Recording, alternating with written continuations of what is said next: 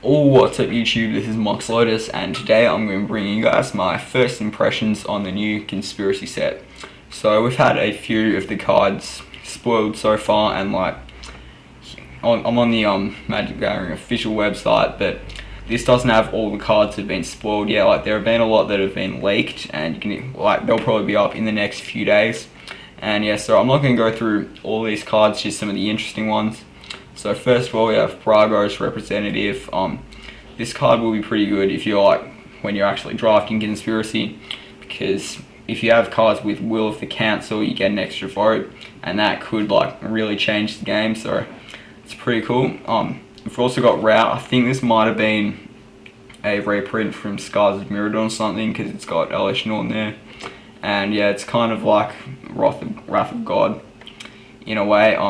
And the cool thing is that it's if you want to play it as a sorcery, then it's a 5 cost, but you can pay an extra 2 to make an instant. So maybe if you're really desperate and someone's attacking for game on you, you can pop that.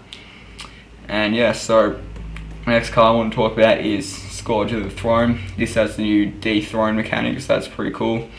And when it attacks for the first time each turn, if it's the attacking players with the most life or tied for the most life, if it's attacking the player with the most life or tied for the most life, untap all attacking creatures. After this phase, there is an additional combat phase. This is a really cool card. A lot of these cards are really cool in Commander, especially such as this one, or anything where you play with more than one person, against more than one person at a time. And yeah, it's pretty good. It's a 5/5 flyer for 6, and it's got dethrone and all that, and it's got solid ability. That's a pretty cool card.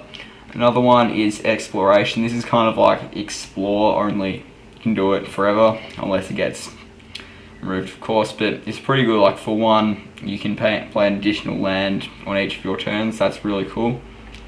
We've also got Saliva's Charge. I really like this card. Saliva's Charge. It has Parlay. Each player reveals the top card of his or her library. For each non-land land card revealed this way, you can put a 3/3 green elephant creature token onto the battlefield, then each player draws a card. So this is kind of more of a luck-based card, but if you do get lucky, then that's pretty good. You get 2 3/3s, which isn't bad.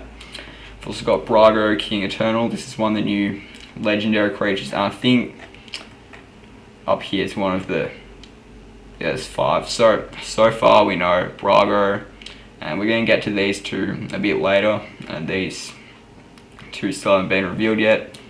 But as I said, expect that maybe even tomorrow we might see them. This one's only a rare.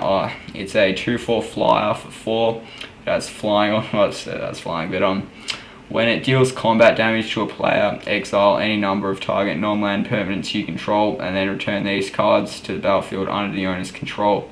So basically, this is really good in a Blink deck, especially for ADH, with most of these cards. And yeah, it's a pretty cool card. We've also got a new Planeswalker, Dak Faden. A lot of people think this is going to be good in Legacy. So it's +1 is target player draws 2 cards, then discards 2 cards. For -2, you can gain control of target artifact. And for -6, you get an emblem with whenever you cast a spell that targets 1 or more permanents, gain control of those permanents. So it's pretty cool. It's pretty flavorful, I guess. And yeah, it's got some good abilities. You can take their Black Lotus or something. And we've also got Decimate here. This is I reckon this is a pretty cool card, and it's got Gruul there actually. Just noticed that. So I think this might be this actually could be a reprint from the original Ravnica block. I don't know, I wasn't playing during that time. Apparently a set has a lot of reprints though, so that would probably explain it. You can destroy target artifact, target creature, target enchantment, and target land. So that's pretty cool. For 4 mana, you're essentially paying 1 mana to do each of those things, which is really nice.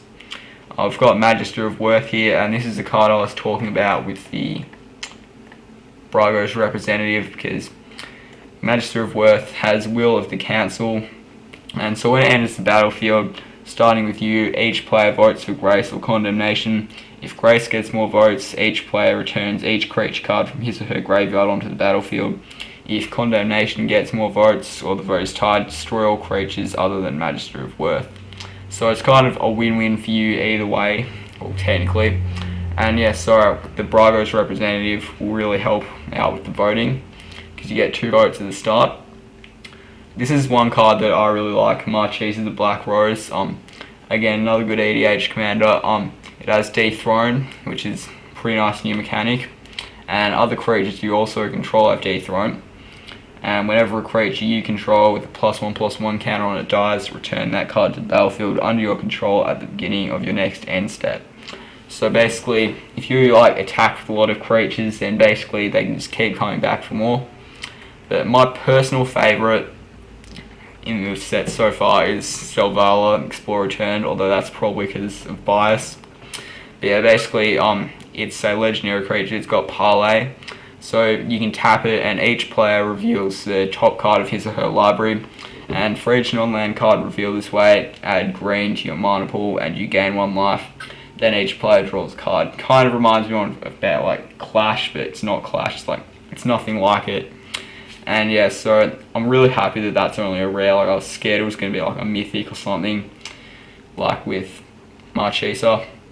And yeah, so as well as all of this, you've got a lot of these kind of cards here with the like you're supposed to draft, like see like draft, Cogwork Librarian, Face Up, and I reckon these cards are cool. But once you've like played the games of Conspiracy, then what are you gonna do with them? Like they're just going to be bulk, especially cards like Cogwork Librarian, because like they're just commons, so they're probably not going to be worth anything, and you can't do anything with them.